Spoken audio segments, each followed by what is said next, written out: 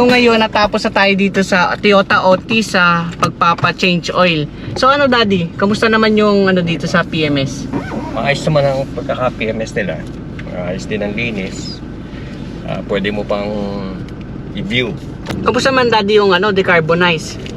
Ganon din, na-witness ko naman yung paano nila decarbonize yung sasakyan. And then paano nila nilalagyan ng chemical.